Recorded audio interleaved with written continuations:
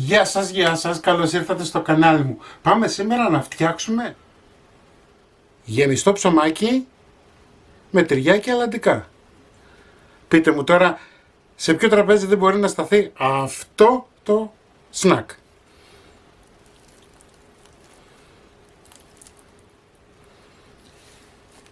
Πάμε να ξεκινήσουμε. Σε ένα μπολ θα βάλουμε 250 γραμμάρια γάλα χλιαρό ή μία κούπα. Μία κουταλιά της σούπας ζάχαρη. Ένα φακελάκι ξερή μαγιά. Ανακατεύουμε. 450 γραμμάρια αλεύρι ή 3 σκούπες. Εφόσον ανακατέψουμε λιγάκι, θα βάλουμε μία κουταλιά του γλυκού αλάτι, ένα αυγό, το υπόλοιπο αλεύρι μας, όλο 450 γραμμάρια, όπως σας είπα, 3 σκούπες, 30 γραμμάρια ελαιόλαδο, ζυμώνουμε, καθαρίζουμε λίγο τα τυχώματα, σκεπάζουμε με μία πετσέτα και αφήνουμε τη ζύμη μας να ξεκουραστεί τουλάχιστον για 40 λεπτά. Αφήσαμε τη ζύμη, ξεκουράστηκε, βάζουμε λίγο αλεύρι στο πάγκο μας, ξεφουσκώνουμε, θα χωρίσουμε στη μέση,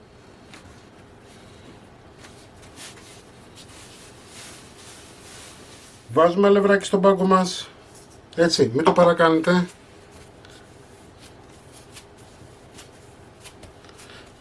Ανοίγουμε, θέλουμε τετράγωνο, έτσι, όχι κύκλο. Θα λείψουμε με λίγο βούτυρο. Μπορείτε να βάλετε μαργαρίνη, μπορείτε να βάλετε ελαιόλαδο. Εντάξει, είναι στην κρίση σας. Εγώ βάζω βούτυρο γιατί είναι πιο νόστιμο. Θα βάλουμε τυρί.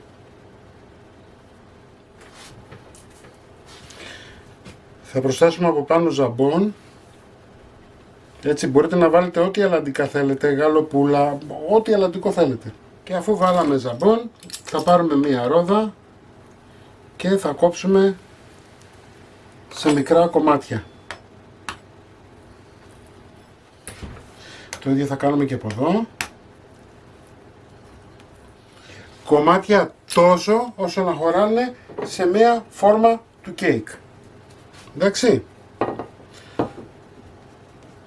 Θα πάρουμε το πρώτο κομμάτι, θα το ακουμπήσουμε, μην μου τα βάλετε όλα μαζί, θέλουμε να μένει αέρας μέσα, για να μπορέσει να φουσκώσει και να γίνει σωστό.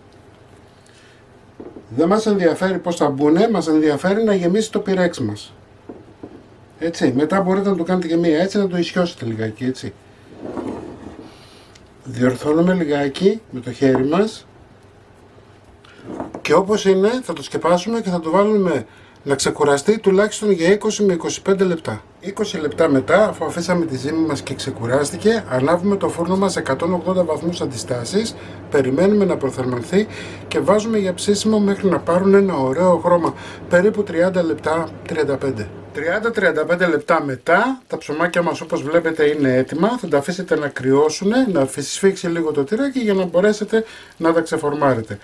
Μην ξεχνάτε να κάνετε κοινοποίησεις στα βίντεό μου, να κάνετε γραφούλα στο κανάλι μου, οτιδήποτε χρειάζεται μπορείτε να έρθετε στην ομάδα μας Μαγειρικές Απολαύσεις στο Facebook και εμείς θα τα ξαναπούμε πάλι με ένα επόμενο βίντεο. Γεια και χαρά σας!